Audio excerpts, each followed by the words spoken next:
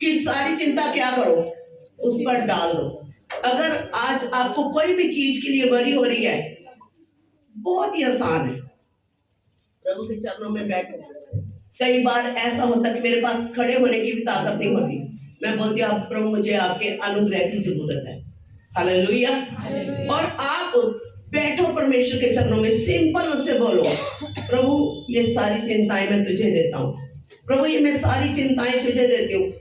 मेरे पास सामर्थ्य नहीं है, लेकिन तू सामर्थ्य, मैं जानता हूं तू कर सकता है, मैं जानती हूँ प्रभु तू कर सकता है। सिंपल प्रार्थना करो, अपनी प्रेयर रिक्वेस्ट को लिख कर प्रभु को दो, लिख दो प्रभु से, और प्रभु से बोलो कि परमेश्वर मुझे इस चीज की वरी हो रही है, प्रभु ये चीजों के ऊपर मैं फतेहमंद नहीं हो पा रहा हूं, ये चीजें मुझे परेशान कर रही हैं, परमेश्वर मुझे इन चीजों पर फतेहमंदी दो। और लिखो उसको। और जब नेक्स्ट टाइम शैतान आएगा और आपको बोलेगा अरे तेरी प्रॉब्लम, अभी तो तेरे पास पैसा भी नहीं और प्रॉब्लम भी आ गई, अभी क्या करेगा, तो उसको ये लिखा हुआ दिखाओ, ये रख दिया है उसके सामने।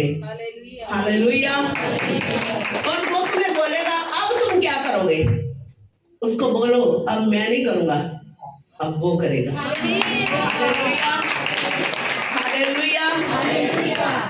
एक बंदे से किसी ने बोला, कहता अगर तुम जंगल में जा रहे हो और तुम्हारे सामने शेर आ जाए क्या करोगे, कहता मैं क्या करूंगा, जो करेगा शेर ही करेगा। हालेलुया। तो जब आपको पता आप कुछ कर नहीं पा रहे, तो उस यहूदा के शेर को काम करने दो। हालेलुया। जब आप भागते हो दौड़ते हो, वो बैठा देख रहा, कहता भज लो, देख लेने कितों तक भाई दे। जब आप थक कर बैठ जाते हो, प्रभु बस, कहता मेरा हाथ देखो। हालेलुया। तब आप यहोवा के हाथ को अपने जीवन में काम करते हुए देखोगे। जब आप थक हार कर बैठ जाओगे, प्रभु बस अब मुझसे नहीं होता, ये मैंने रख दिया लिख कर तेरे चरणों में, परमेश्वर अब तू ही इसको निपट, जो करेगा परमेश्वर ही करेगा, या तो आप काम करोगे या खुदा करेगा। बहुत सारे लोग नहीं करांगे तो कितों खावांगे, जहां आप नहीं है वहां भी लोग खा रहे हैं। हालेलुया। समझ आ रही? आपको लगता है मैं नहीं करूंगा घर नहीं चलेगा, जब लोग जाते हैं घर सेम चलता रहता है, फर्क नहीं पड़ता, पड़ता है कुछ नहीं पड़ता। मुझे लगता है मेरे नहीं होने से पता नहीं क्या हो जाएगा, कुछ नहीं होता, सेम होता है। अपने आप को समझाओ कि मुझे बैठना है आराम से और परमेश्वर की आवाज को सुनना है।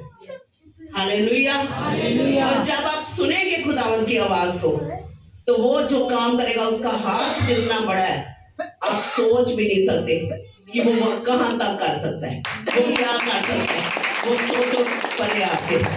हालेलुया।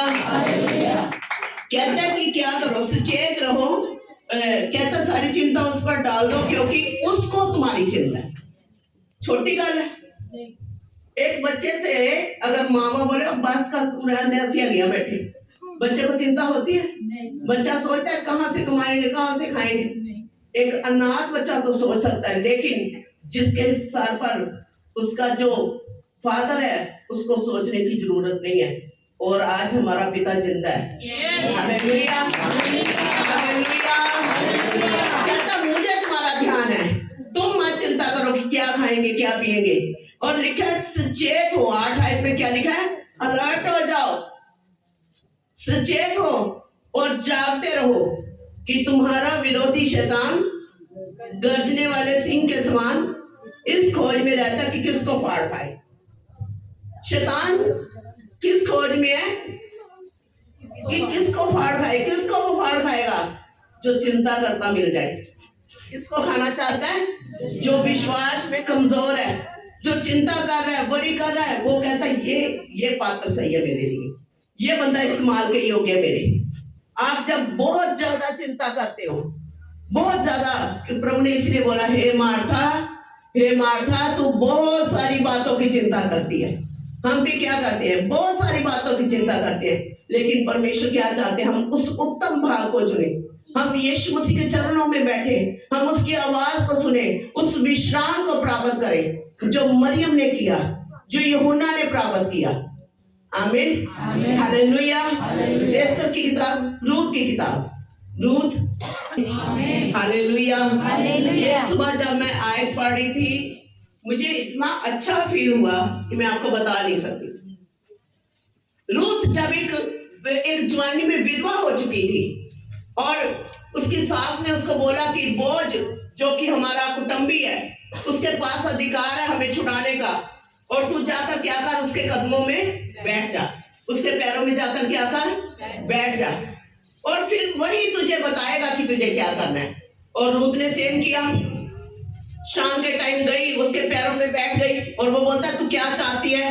कहती तू अपनी चादर मेरे ऊपर डाल दे, मेरे विधवापन की नाम धराई दूर हो जाए।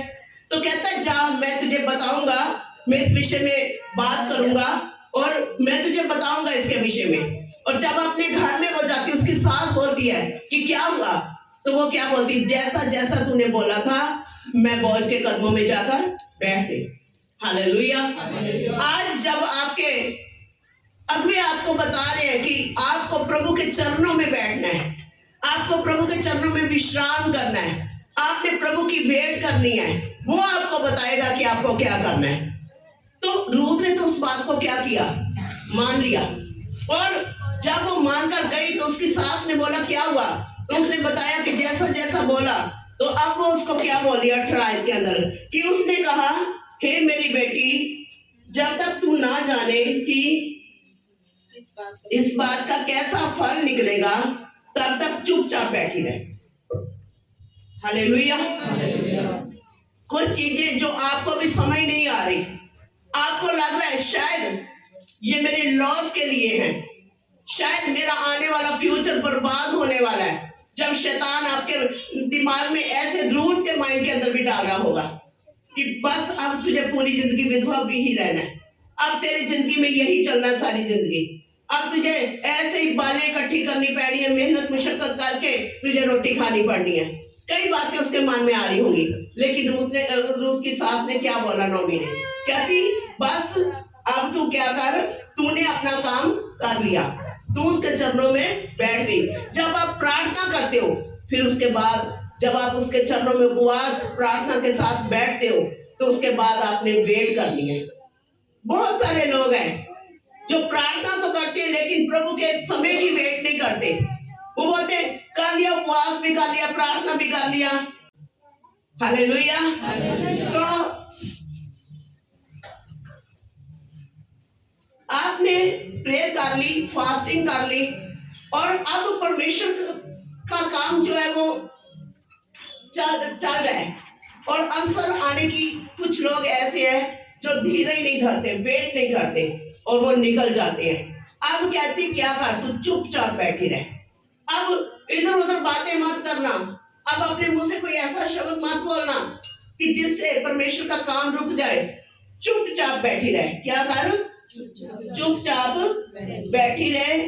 इन बातों का क्या फल निकलने वाला है, तब तक चुपचाप बैठ, क्योंकि आज ये लाइन को ध्यान से सुनना, क्योंकि आज उस पुरुष को ये काम बिना निपटाए चैन ना पड़ेगा। जब आपने अपने बोझ दे दिए खुदावंत को, आपने प्रार्थना उपवास कर लिया, आप प्रभु के चरणों में जाकर बैठ गए, आपने लिखती में दे दिया, सब कुछ कर लिया, तो आज फिर वो युद्ध आपका नहीं रह जाता, वो यहोवा का हो जाता है।